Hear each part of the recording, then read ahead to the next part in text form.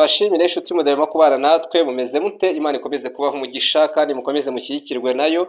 Uyu munsi tugiye kurebera hamwe ibihugu bikunda kwibasirwa n'amapfa muri Afurika. Ni ibihugu bikunda kwibasirwa n'amapfa ku buryo usanga igihugu rwose cyaribasiwe n'amapfa ukagira ngo wenda ni umuvumo, ariko ugasanga wenda ari imiterere yacyo ndetse n'aho giherereye, cyangwa se ugasanga nabwo bituruka wenda mu mpamvu za politiki n'ibindi bintu bitandukanye. Muze tubane kuri mikoro ni Justin Yosaba turusheho kumenya neza ngo Afurika yacu ni mugabane ki? Mbese ni umugabane koko twumva ngo ni umugabane ukize, mbese ukize ku mpande zose, ku nguni zose? Reka tugirane ibihe byiza, reka tugirane ibihe byiza turusheho kumenya neza ngo ibi bihugu ni ibihe bihugu bikunda kwibasirwa n'amapfa ku kigero cyo hejuru, mbese bigenda gute kugira ngo ibi bihugu bigerwemo n'amapfa ari kuri uru rwego? Reka tugirane ibihe byiza turamanza dusobanukirwe, mbese ubundi amapfa ni iki? Amapfa ni iki? Weho iyo utekereje amapfa wumva ari iki? Amapfa yitwa drought mu ndimi z'icyongereza. Ni igihe kirekire igihugu cyangwa se agace runaka kamara kagwamo imvura nkeya cyane cyangwa se ntigwe na burundu, maze bigatuma habura amazi, imyaka ikuma, amatungo agapfa ndetse n'abaturage bakabura ibibatunga. Icyo ngicyo nicyo bita amapfa. Mu buryo bwa siyansi rero amapfa aba ariho imvura yagabanutse, ni ukuvuga ngo bigaragara neza yuko amapfa yabaye ari uko imvura yagabanutse ku kigero cya 30 kugeza kuri 60% ugereranije n'ibisanzwe, cyangwa se igihe cy'amezi 3 kugeza ku mwaka imvura itaguye neza. Urugero, niba agace kagomba kubona byibuze imvura ingana na mililitiro 800 y'imvura ku mwaka, ariko hakaboneka mililitiro 300 gusa, haba habaye amapfa. Birumvikana rwose, iyo hano babara mililitiro ku gitonyanga. Ni ukuvuga ngo mu myaka 50 ishize amapfa yishe abantu barenga hafi miliyoni 500 ku isi hose, kandi iteza igihombo kirenga miliyari 70 z'amadolari, cyane cyane mu gice cyo muri Afurika. Hari impamvu rero zishobora gutera amapfa. Ibitera amapfa ni impamvu nyinshi. Hari imihindagurikire y'ikirere. Iyo ubushyuhe bw'isi buzamutse imvura ikagabanuka, icyo gihe amapfa araboneka. Urugero, ubushyuhe iyo buzamutse bukagera kuri dogere Celsius 1 kugera kuri 2, bushobora kugabanya imvura hagati y'10 na 20% by'imvura yagombaga kugwa. Icya kabiri ni El Nino.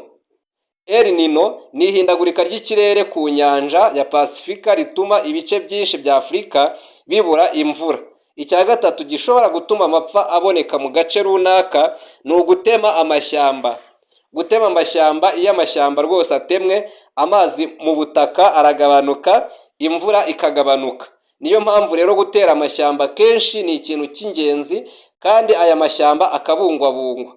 Ndetse naho abantu bashobora kuba bakorera ibikorwa by'ubuhinzi, bagakora icyitwa agroforestry, cyangwa se no gutera ibiti bitangiza, bitabangamira imyaka. Harimo ibiti bya gereveriya, harimo kariyandara, harimo resena n'ibindi. Noneho imisozi ihanamye bakayitera inturusu, kuko inturusu zo ntabwo wazitera mu myaka kuko zo zirakurura, ariko iyo waziteye ku misozi zirahafata, ugasanga ahantu harushijeho kuba heza cyane. Icya kane gishobora gutera amapfa ni ugukoresha nabi amazi. Kuhira imyaka nabi cyangwa se gukoresha amazi menshi mu nganda. Kenshi na kenshi ibihugu bifite inganda nyinshi usanga bikoresha amazi menshi, bityo ugasanga nk'amazi yo kuhira arabuze. Cyangwa se no kuhira hakabaho kuhira nabi, ku buryo wenda abantu baba badafite nk'imashini zikwiriye, maze bakuhira nabi n'ubundi imyaka igapfa ntihagire ikintu kigaragara. Icya gatanu rero gishobora gutera amapfa hirya no hino mu bihugu ni ubwiyongere bw'abaturage. Iyo abaturage biyongeye cyane, ubutaka burakoreshwa cyane, maze amazi akagabanuka. Kenshi na kenshi usanga abantu bageze batangira gutema amashyamba, ahari amashyamba hagatangira kuba imidugudu, ndetse n'ahari hari amashyamba n'ibyanya bikomye, ugasanga hatangiye gukorerwa imirimo y'ubuhinzi, bityo y'amazi agatangira agakamuka, ahantu hagakakara, abantu bakabura ibyo barya bitewe n'ubwiyongere bw'abaturage. Hari ibihugu rero 12 byo muri Afurika bikunda kwibasirwa n'amapfa. Shaka kugira ngo umenye unasobanukirwe, niba uri muri iki gihugu wenda uzatwandikira utubwire, kandi niba uteganya kukimukiramo uzagire amakenga kugira ngo urusheho gusobanukirwa neza, umanze umenye agace keza gashobora kuba kaguhira, umenye n'agace kabi ushobora kujyamo ukaba wakwicuza. Igihugu cya mbere ni igihugu cya Somaliya. Igihugu cya Somaliya kigeze cyibasiwe n'amapfa cyangwa se gikunda kwibasirwa n'amapfa ku buryo abagera kuri miliyoni 7,800, ubwo ni miliyoni 7,800 bagerwaho n'inzara.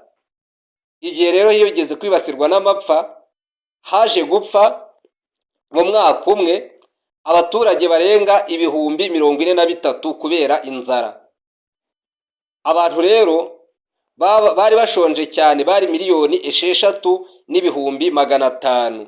Murumva ko iki gihugu cya Somaliya ni igihugu gikunda kwibasirwa n'amapfa cyane ku kigero cyo hejuru, ku buryo kukibamo biba bisaba kugira ngo habemo kwihangana ndetse no kuba ufite ubundi buryo bwo kubaho. Ingaruka rero bigira, amatungo arapfa ndetse n'abaturage bagahunga igihugu n'abandi bagapfa. Urumva ko kiba ari ikibazo gikomeye haba ku gihugu ndetse no ku baturage muri rusange. Igihugu cya kabiri gikunda kwibasirwa n'amapfa ni Ethiopia. Abaturage bibasiwe bari miliyoni 24 n'igice kimwe. Amatungo yapfuye, hapfuye amatungo miliyoni 7. Murumva ko Ethiopia nacyo ni igihugu gikunda kwibasirwa n'amapfa, bityo ugasanga abaturage bahangayitse. Igihugu nanone kijya kibasirwa n'amapfa ni igihugu cya Kenya. Abaturage bafite ikibazo cy'ibiribwa ni miliyoni 4,500,000. Abana bafite imirire mibi ni hafi miliyoni 1 mu gihugu cya Kenya. Igihugu cya kane ni igihugu cya Malawi. Malawi abaturage bugarijwe n'inzara ni miliyoni 9. Abaturage bimuwe n'amapfa muri 2023 ni ibihumbi 400. Ibihumbi 400 bakimuka mu gace bagahita bimukira mu kandi rwose kubera ikibazo cy'inzara kiba kihabarizwa. Igihugu cya gatanu ni igihugu cya Zambia. Zambia abaturage bibasiwe ni miliyoni 6. Aha ngaha bigaragaza neza yuko iyo aya mapfa ahabaye amashanyarazi aragabanuka kubera ko amazi mu biyaga aba yagabanutse. Rero birumvikana neza ko igihugu cya Zambia nacyo gikunda kwibasirwa n'amapfa ku buryo abantu bagera kuri miliyoni 6 bose bagerwaho. Igihugu nanone gikunda kwibasirwa n'amapfa ni igihugu cya Zimbabwe, aho abaturage bashonje bari hagati ya miliyoni 3 na miliyoni 5. Igihugu cya karindwi ni igihugu cya Namibia. Ni igihugu cyatangaje ibihe bidasanzwe by'amapfa muri 2024, nacyo amapfa yarahibasiye. Igihugu cya munani ni igihugu cya Madagascar, aho abaturage bafite ikibazo cy'inzara bangana na miliyoni 1,300,000. Igihugu cya 9 ni igihugu cya Sudani, aho abaturage barenga miliyoni 4 bafite ikibazo cy'amazi. Igihugu cya 10 ni igihugu cya Sudani y'Epfo, aho abaturage bafite ikibazo cy'ibiribwa bangana na miliyoni 7. Igihugu cya 11 ni igihugu cya Niger, aho abaturage bashonje bangana na miliyoni 4. Igihugu cya 12 ni igihugu cya Nigeria, cyane cyane mu gice cy'amajyaruguru. Ubutaka bw'imyaka bwarangiritse hafi hegitari zirenga 500,000. Aha ngaha rero bigaragara neza yuko mu gihugu cya Nigeria naho amapfa ameze nabi. Ingaruka z'amapfa rero ku baturage, habaho inzara. Iyo imyaka ipfuye abantu babura ibyo kurya. Urugero, abantu miliyoni 27 muri Afurika y'Amajyepfo bafite ikibazo cy'ibiribwa kubera amapfa. Imirire mibi ku bana. Abana barwara indwara zo kubura intungamubiri. Urugero, miliyoni 21 z'abana bafite ikibazo cy'imirire mibi kubera amapfa. Haba noneho kwimuka kw'abaturage.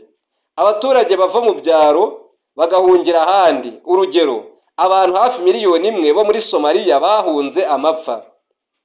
Gupfa kw'amatungo. Mu bihugu byo muri Afurika y'Iburasirazuba hapfuye amatungo miliyoni nyinshi cyane kubera amapfa. Ubukene bukabije. Abahinzi bahomba cyane kuko imyaka yabo irapfa n'amatungo yabo agapfa. Icyo abaturage rero bakwiye gukora baze bakirinda amapfa, ni ukuvuga ngo abaturage bakwiye gutera amashyamba. Igiti kimwe gishobora gufasha mu kubika amazi mu butaka ndetse no kongera imvura. Ikindi bakwiye gukoresha uburyo bwo kuhira. Urugero, drip irrigation ikoresha amazi make cyane. Icya gatatu, bakwiye kubika amazi. Abaturage bashobora kubika amazi mu bigega cyangwa se mu bidendezi. Icya kane, guhinga imyaka yihanganira amapfa. Urugero nk'amasaka, uburo n'ibishyimbo byihanganira ubushyuhe. Leta icyo ikwiye gukora noneho kugira ngo abaturage barusheho kubona ibikwiriye. icyo leta ikwiye gukora ni ukubaka ingomero. Icyo ni icya mbere. Ibi ngibi bituma amazi abikwa igihe kirekire mu gihe imvura yaguye. Ni ukuvuga ngo igihe imvura yaguye leta yubatse ingomero, amazi yazajya abikwa. Urugero, urugomero rushobora kubika hafi miliyoni 10 cyangwa se miliyoni 50 z'amazi, metero kibe. Icya kabiri, leta ikwiye gushyiraho gahunda zo kuhira. Kuhira bishobora kongera umusaruro w'ubuhinzi kuva kuri 50 kugera hafi ku ijana. Kurinda amashyamba. Igihugu gifite amashyamba menshi kigira imvura ihagije ndetse kikagira n'ubutaka bwiza. Icya kane, gutegura ibiribwa by'ubutabazi. Leta igomba kugira ibigega by'ibigori ndetse n'ibigega by'ibiribwa kugira ngo igihe habaye amapfa babashe gufasha abaturage babo. Urugero rufatika rw'uko amapfa yangiza igihugu muri Afurika y'Iburasirazuba guhera muri 2020 kugeza muri 2023, abantu miliyoni 66 bibasiwe n'amapfa. Abantu ibihumbi 430 barapfuye mu gihugu cya Somalia.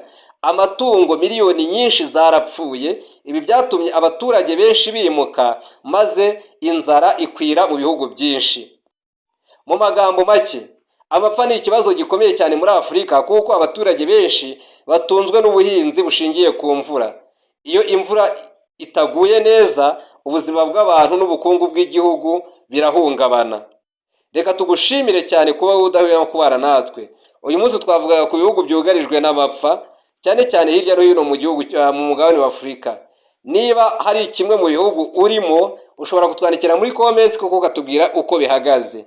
Kandi niba hari ikindi kintu watwunganira, ushobora kutwandikira muri comments bikarushaho kugenda neza. Ushobora gukora subscribe ugafungura n'inzogera niba uri mushyashya kuri iyi channel kugira ngo na video y'ubutaha izakugereho mu ba mbere. Ushobora gukanda like cyangwa se ugasharinga kino kiganiro ku nshuti n'abavandimwe kugira ngo turusheho gusangira amakuru. Kuri mikoro ya Justin Niyonsaba, reka tuzahure muri video y'ubutaha, mukomeze mugire amahoro.